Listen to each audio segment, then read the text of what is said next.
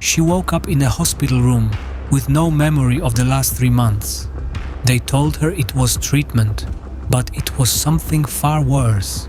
For 20 years, the CIA ran secret experiments on unwitting Americans, drugging them, torturing them, erasing their minds. Today, we're diving into the declassified files of MK Ultra, the CIA's mind control program that destroyed lives and the victims who were never supposed to speak. Chapter 1: Born from Fear. In the early 1950s, as the world was still trembling after World War II, a new fear began to take root. Rumors spread that Soviet and Chinese forces were brainwashing prisoners of war. The CIA became obsessed. If the enemy could break a mind, America had to learn to control one. At the center was a chemist named Dr. Sidney Gottlieb, a man who mixed science with secrecy and carried vials of LSD like holy water. He believed that somewhere inside every person there was a switch, a spot where thoughts could be changed. We must control men's minds before the communists do. Under the codename MK Ultra, Gottlieb built a network of experiments across universities, hospitals, and prisons. The project operated under the CIA's Technical Services Division, the same branch that made poisons and spy gadgets. Given its secrecy, only a handful of people even knew it existed. To bring scientists into these secret projects, the agency offered generous funding, but left out one crucial fact: their research would be used as a weapon. Psychologists, psychiatrists, and physicians began studying hypnosis, hallucinogens, and sensory deprivation. Each believed they were serving national security. Few asked what happened to the subjects afterwards. Some projects focused on chemical control. Volunteers and unsuspecting civilians were given LSD, mescaline, and barbiturates. Others received alternating doses of depressants and stimulants designed to break resistance and erase memory. Parallel teams tested hypnosis, electroshock, and extreme sensory deprivation, procedures intended to fracture identity and rebuild obedience. For example, in one basement lab, researchers dripped LSD into the coffee of military volunteers. Meanwhile, in another lab, prisoners were locked in blacked-out rooms and their senses cut off for days. Deprivation was not a side effect, it was the method. Subjects were kept in isolation, experienced disorientation, hallucination, and ego dissolution. Every variable was recorded: pulse rate, pupil response, and duration of psychosis.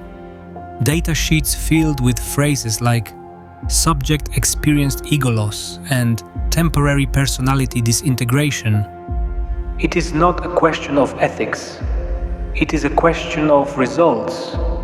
From Washington's perspective, MK Ultra turned science fiction into reality.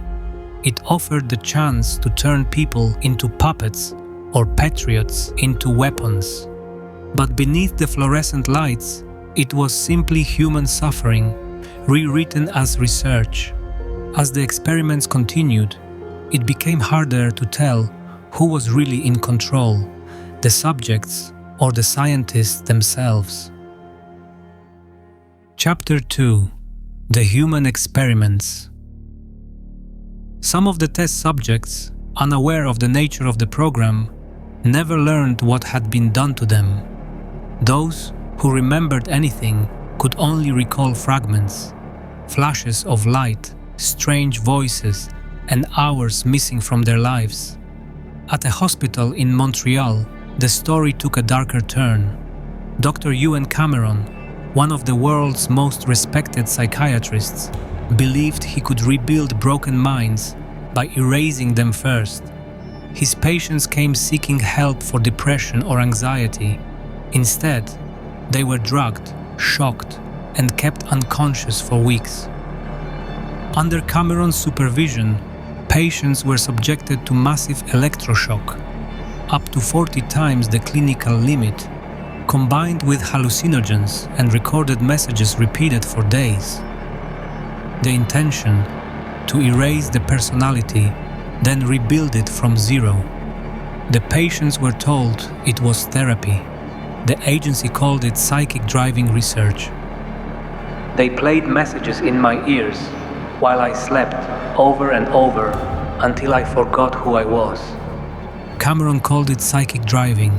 He recorded phrases onto endless loops and forced his patients to listen for hundreds of hours.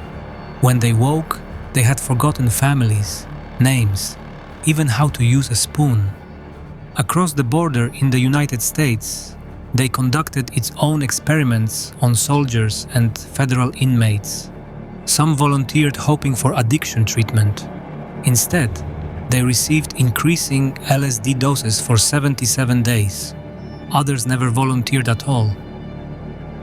In cooperation with Bureau of Narcotics officers, the agency opened covert apartments, safe houses, where civilians were dosed without consent and observed through hidden mirrors. Each site received about $10,000 a year, funds marked only as operational research. And then there was Frank Olson, a government scientist who began asking too many questions after witnessing one of these experiments. Days later, he fell 13 stories from a New York hotel window. They called it suicide. His family called it murder. The truth at this point seems beyond reach. All I know is my father didn't jump. Eric Olson, 1975. By the mid-1960s, the scale expanded dramatically. The project had sprawled into 80 institutions.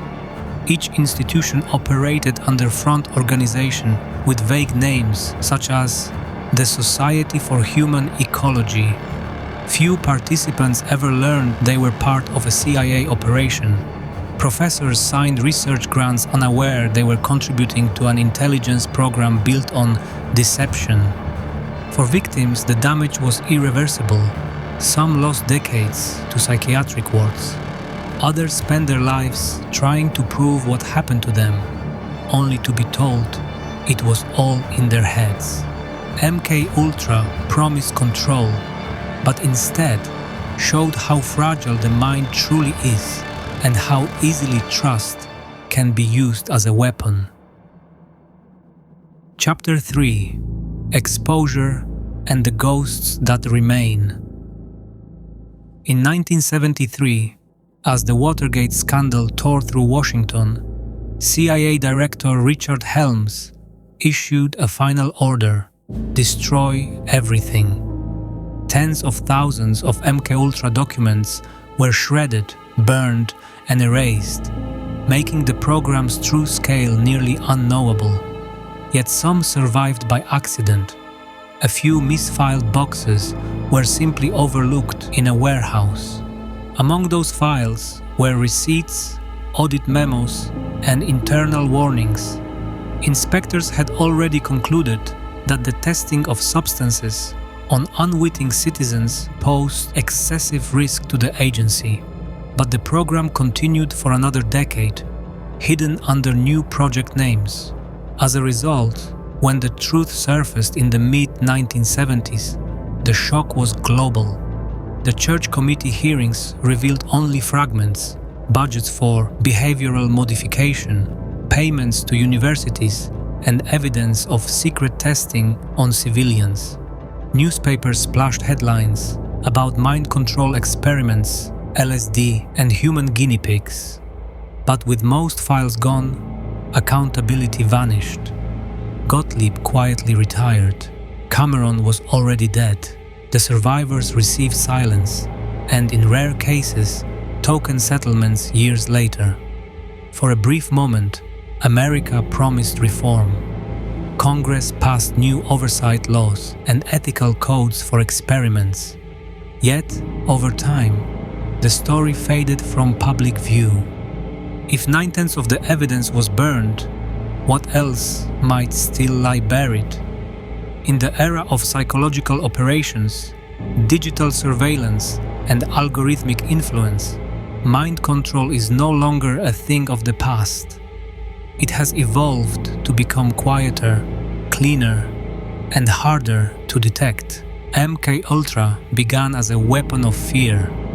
Its legacy is the reminder that the greatest experiments are not done in laboratories, but inside the human psyche itself.